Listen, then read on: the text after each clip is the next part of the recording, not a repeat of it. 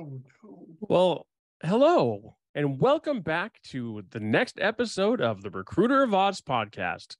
I'm That's Scott, right. and Mr. That's Right is Mark.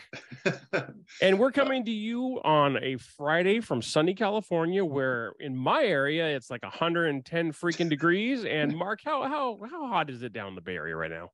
Yeah, it's like 92. Oh man, I would love that right now. And I hate hot weather. But anyway, we're not here to talk about the hot weather. Today, we wanted to kind of take a look at recruiters because I mean, obviously this podcast is about sourcers and recruiters, but what do you really know as a candidate about recruiters and the differentiation between types of recruiters and why you would work with one versus why you wouldn't? So that's what the topic of this episode is today. And since Mark is a recruiter slash sourcer, he is the perfect person to have this conversation with.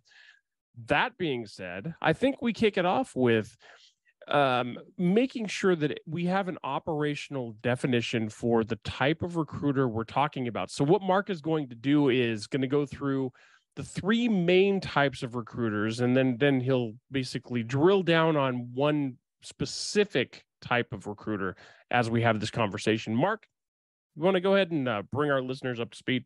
Yes, I'm going to use some visuals here. Okay, here. Pretend here is your hiring manager. No, I'm kidding.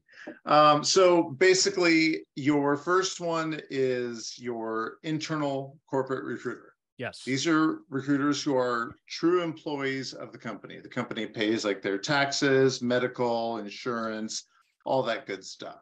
Right. They're full-time employees of that company. So those are the ones that their main job is to go out and look for candidates that are going to be a fit for a limited number of roles that they have. Right. When I say limited, I mean like maybe like 20. If they're really busy, maybe 30. Okay. I know there are some recruiters out there who say like, oh yeah, I have 75 open roles, but they're not working 75 open roles. I mean, they may have 75 roles assigned to them. They're not working them. It's physically impossible to do that. So the candidates that are internal recruiters, they are working for the company to fill these roles. If you are not a fit for one of those roles, let's say you work for one of these large companies or any company, and a candidate comes to you and says, hey, I need a job. Can you get me a job? The recruiter is going to be like, right? Because they really only have these roles available. Right. I mean, they can help maybe, make a suggestion to contact a friend at a different company, but that's about as far as it's going to go. Sure. The internal recruiter has those set of roles that they're going to work on. And if you're not a fit for that role or those roles, then they really can't help you.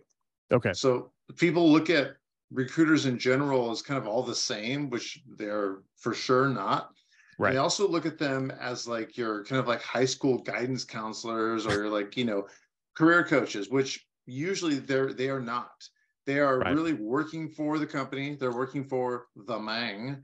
And their responsibility is to fill those jobs for that company. Right. But hey, I think we side note that though, right? Because what I'm seeing personally as a seeker is that a lot of these recruiters who have lost their jobs due to layoff or attrition or whatever that situation might be are kind of doubling up as career coaches because they bring a unique insight into a lot of guidance approaches to helping seekers with their job search. Am I mistaken there?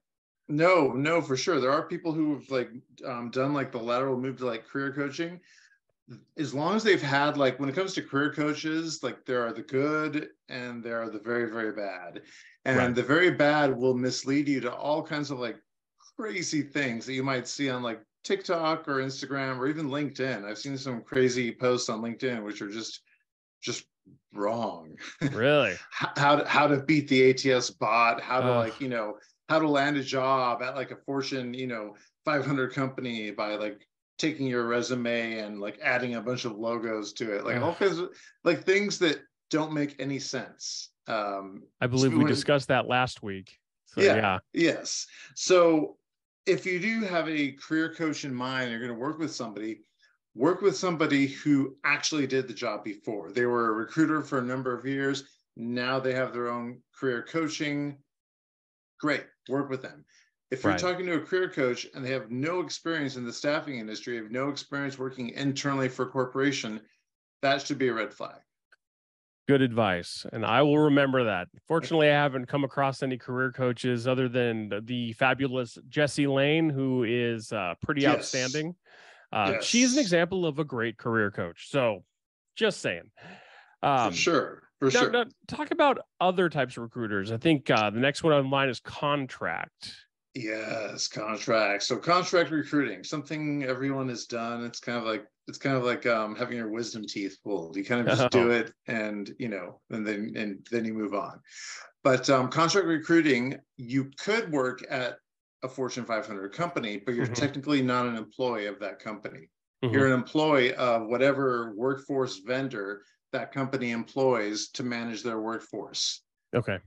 Whoever that is, somebody like Pro or somebody like Beeline or whatever they're using, they're working for that company. And so most companies, they have a set number of like agencies that they work with, and some of those agencies are workforce vendors. And so when you work for a company, if you're working like on site at Google, but it's through Adecco, well, you're not an employee of Google. You're working for Adecco. Adecco is paying for your insurance, paying for like your benefits, what little benefits they might have, and everything else. So you can say you're working for Google. Legally, technically, you probably can't, which is why sometimes you look at some contract recruiters and they can't actually say the clients that they work for. Right. That makes sense. Yeah. And okay, so before we go into the third primary type of recruiter, there's one that I wanted to ask you. I'm going to put you on the spot on this one. A lot of times you'll see in job postings, no unsolicited recruiters, and so basically those are the real like freelance recruiters. What's the deal with that? Well, that's exactly what it is. It's an independent recruiter, freelance recruiter. They're going out and just trying to hunt down clients. And so the way they hunt down clients is they look at these job postings, and they're like, okay, this company needs a certain amount of people, these certain amount of jobs. I'm just going to ask the company hey, how about if I help you out? Here's my commission fee. Here's my percentage that I want to take. And they basically push those services on, push that sale onto the company. What's the success rate in something like that? I mean, if you can get them to like agree, which it doesn't happen just like, oh yeah, sure, go ahead and work it. Like you have to go through like a vendor vetting process. And the other thing is, there's not just like one of these independent contract recruiters out there. There's like vendors, there's offshore vendors, there's whole armies of people trying to get in to companies like Amazon, Meta, and Google. They're like trying every trick in the book to get in and help out, whether it's getting in as a vendor or getting in as like some sort of like side deal. I mean, like all kinds of crazy stuff happens, even with the larger companies. But that's why they say no. What do they say? No contract. No. Unsolicited recruiters. Yes, that's exactly what they don't want. They don't want you to come in there and try and sell your service to them, because they have enough on their own. They don't need your help. And also, you're probably working for some sketchy company, an agency in some sketchy place where they wouldn't want to work with you anyways.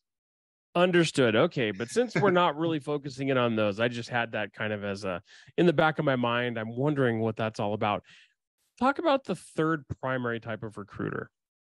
Yes. So there are like the independent recruiters, and these, when I say independent recruiters, I really mean more of like your executive search or retained search recruiters. Okay. And so these are the ones that they usually have their services. They usually call it a retainer or a container fee, and they work with a company, and that company gives them like a couple of like jobs. Usually they're a little more senior level, right? It could be like a director level, could be a VP, something like that.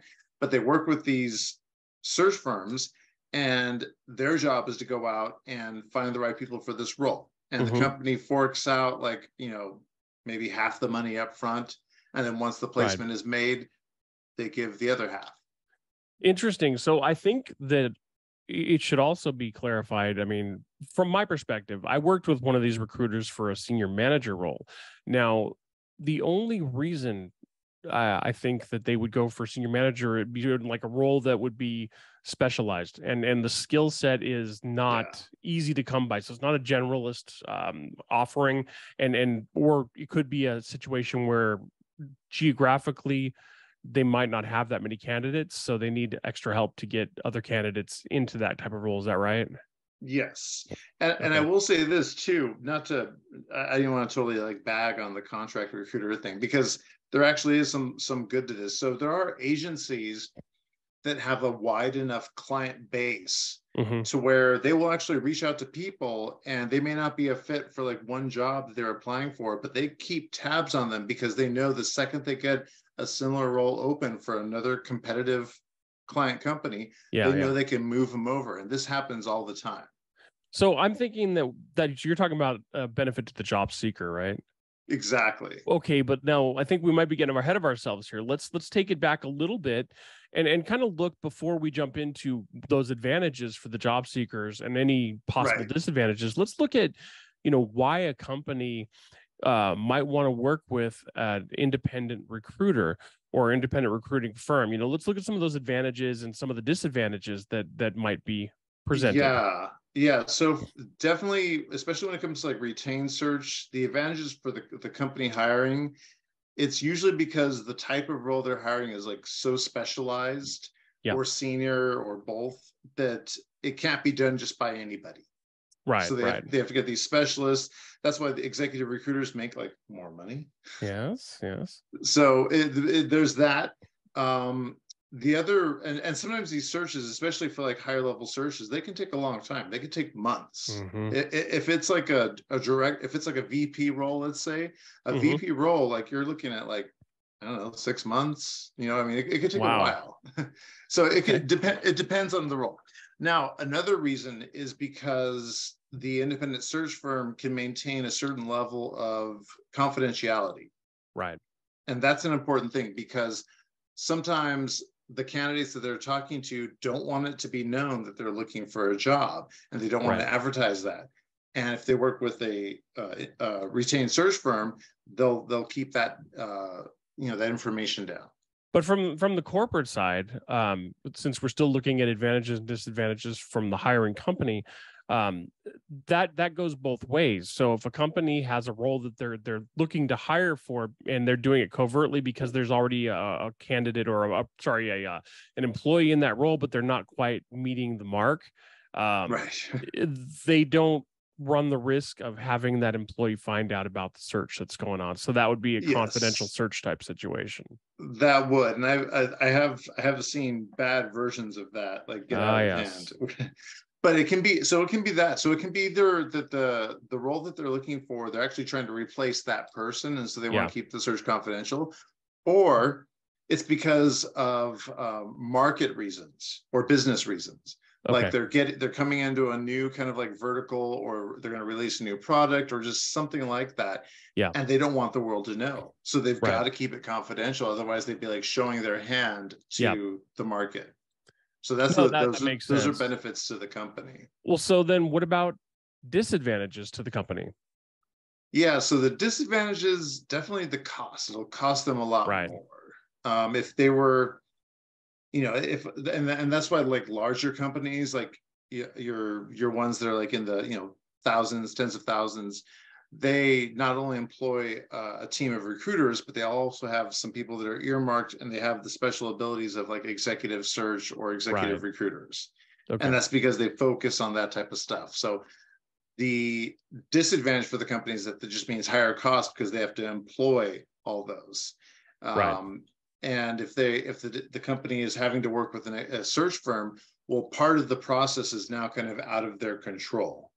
Whenever you work with even if it's for like a contract recruiter and they're working on lower level roles, the process is out of your control. And same thing if you're working for an executive search firm, the process will be out of their control. So it'll be harder to kind of like do that. And then also you become this kind of like middleman between the candidate and the company. And so then it becomes, it shouldn't be, but it can become harder to translate like culture fit, like what the candidate can actually do, and in between. So those are some disadvantages, I would say. But I will say, I mean, there are a lot of firms that I've worked with who have recruiters that are well versed in the culture fit. And Yeah, in fact, I think yeah, one of an example would be when I was working for Citrix a number of years ago. They retained an outside firm to find an analyst relations role, and basically her first focus was to try to understand whether I was that culture fit, because she had an intimate knowledge, not okay, a business intimate knowledge of my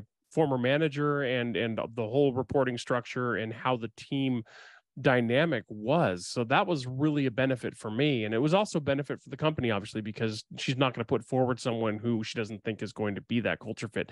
But I mean, yeah. as you said, I mean, that can be a disadvantage, because not all the time does that happen where an independent recruiting firm is going to be able to come in and understand what that dynamic is.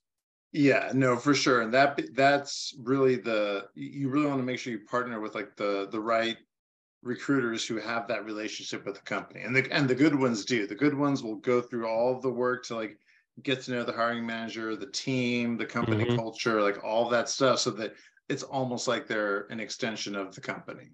Right. And it's interesting that I'm having this conversation now, because I remember 10 years ago I was looking for a headcount, and I had this recruiter who at that point I didn't know was a good recruiter, but she had made a number of series of calls with me, and she wanted to go ahead and get every, aspect of what I was looking for, what type of person would be the right personality fit, what to expect from the stakeholder side, and how that would have, that affects the workplace dynamic and whatnot. And she was asking all of these questions just to, have that better understanding of what types of candidates she's going to be able to put forward. And now that I think about that, I'm like, wow, that was pretty in-depth due diligence right there. Yeah, yeah. No, the good ones will do that. So yeah, Okay, I would say that's like, yeah, an advantage is they will at least do that. got it. So I know that most people listening to this are not going to be the companies who are hiring. So let's get to the meat and potatoes of this conversation and really talk about some of the advantages for a job seeker who is maybe finding themselves in a situation where they need to, go on that job search. And why Right, would they enlist a recruiter firm, an right, independent recruiting firm, that is? right. So I mean,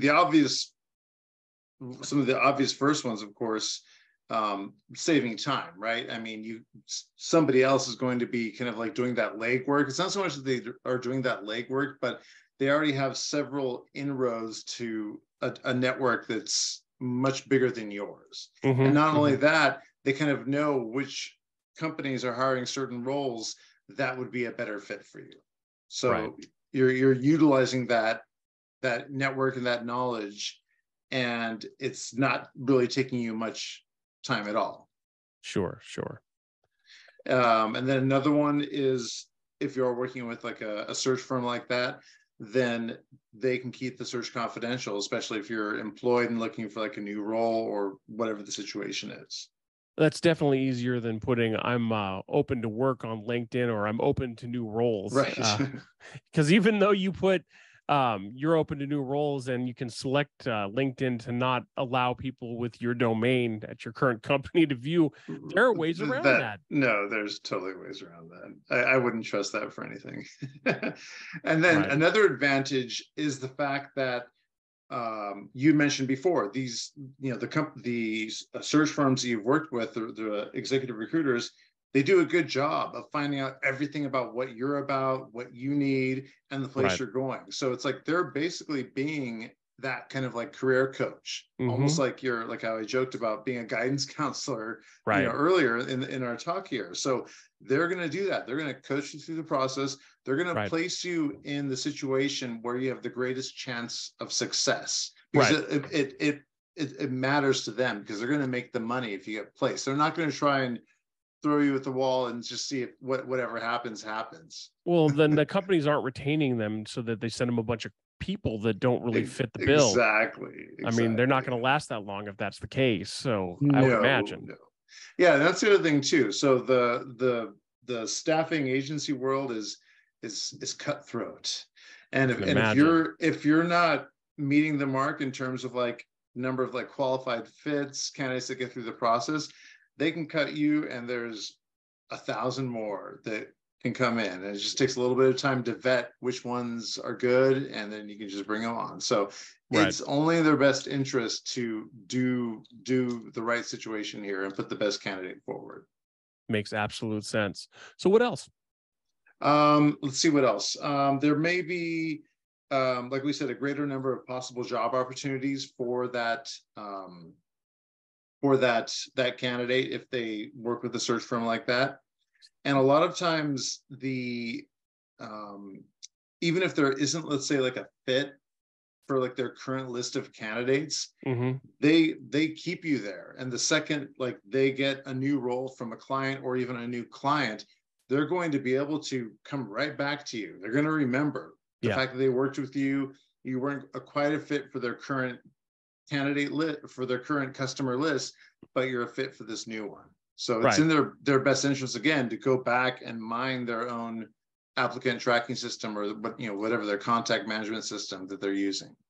That makes sense. But I would also imagine, though, that a recruiter firm doesn't take every candidate. They just can't. And I imagine that there are candidates out there who just don't present well, and maybe won't have a whole lot of luck with a given recruiting firm. Is that true, or will recruiting firms try to place you?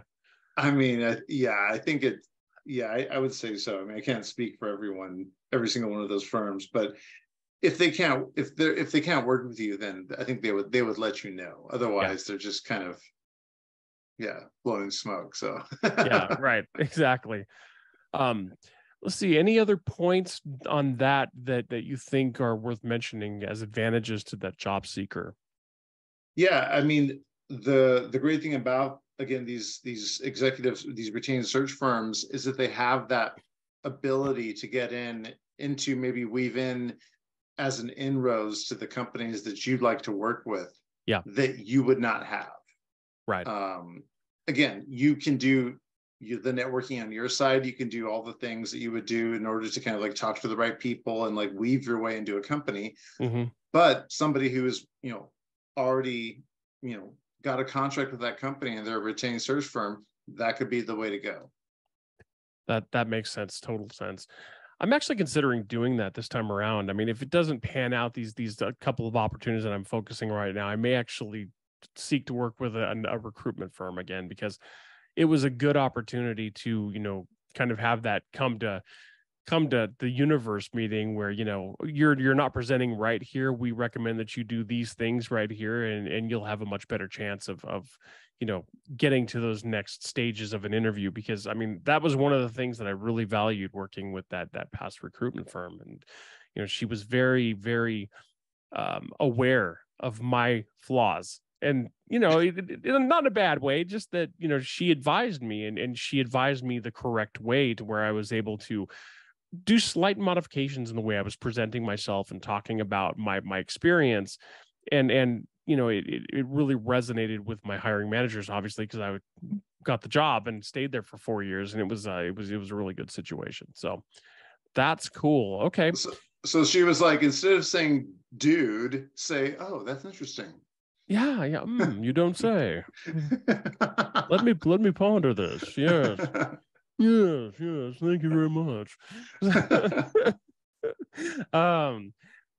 Things like don't drink scotch during an interview. Right. Yeah. None of that stuff. Yeah. I don't know if you have any thoughts on this, but what about potential disadvantages for a job seeker working with a recruiter? Disadvantages. Let me think about this. Disadvantages for the jobs. And again, this is only referring to that true independent recruiter that, is often retained by a company or multiple companies to place for specific roles. Yeah, I would say only if they're a bad recruiter, then it becomes a disadvantage for you. In other words, like they are really just trying to like throw you wherever, and all the places they're like putting you out to are roles that you wouldn't be a fit for, and probably ones that you shouldn't apply for. Okay. But again, as we mentioned earlier, that's not going to have long, benefit for that recruiting. Yeah. Unless wait, and I will not to make you more worried. Unless they actually aren't really a retained search and they're just some random headhunting group and they're trying to pretend like they have these clients, and really they don't have them at all. So that could be scary. I mean, what? Now we're getting into a rabbit hole here. I feel it. But if you're working with someone like that, can they create issues for the job seeker? Say, if a job seeker decides to work with one of their recruiters, what if that job seeker seeks his own or her or his own employment, or gets a job outside of that recruiter's efforts? Can that recruiter then cause problems for said job seeker, or no? Am I just like going way down a wrong rabbit? You're thinking. I think I think you should think of it this way. There are a lot of like headhunting firms that are out there, and they don't necessarily have the official relationship with the company. And so what they do is they go out and they look at all these jobs that are posted. They go out and do all their normal searching. They contact candidates and say, hey, I've got this great role. They even post roles, and they'll just say like, confidential company located in, Mountain View, California. And then they'll talk to you about it. They'll say like, yeah, this is for Google. And they'll like, sell you on it. You'll agree to work with them. And then what they'll do is then they'll try to find the inroads into Google and say, hey, I've got this great company. They'll scrub your data out of the profile that they're posting and say, hey, if you want to talk to them, here's my fee for talking to them. Really? That seems a bit unethical to me.